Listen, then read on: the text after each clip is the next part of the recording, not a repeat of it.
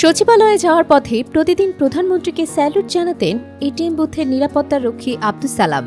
সেই আন্তরিকতাকে মূল্যায়ন করেই এবার তার জন্য উপহার পাঠিয়েছেন প্রধানমন্ত্রী তারেক রহমান।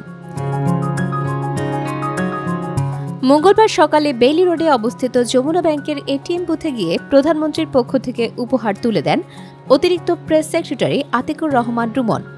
এই সময়ে উপস্থিত ছিলেন উপ প্রেস সচিব সুজন মাহমুদও।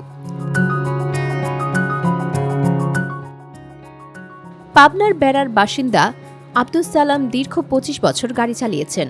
স্ট্রোকের পর ৩ বছর কর্মহীন থাকার পর সংসারের দায়িত্ব সামলাতে ৮ মাস আগে নিরাপত্তা রক্ষীর চাকরি নেন।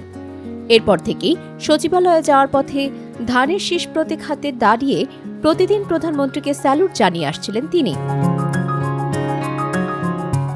উপহার পেয়ে আবেগাপ্লুত আব্দুস সালাম বলেন, তার মতো একজন সাধারণ মানুষকে প্রধানমন্ত্রী মনে রাখবেন এমনটি তিনি কখনো কল্পনাও করেননি।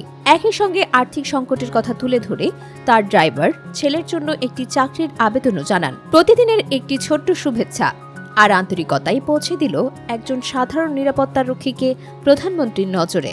আর সেই স্বীকৃতি এখন আব্দুস সালামের জীবনের সবচেয়ে বড় প্রাপ্তি। ডেস্ক নিউজ, অগ্রযাত্রা প্রতিদিন।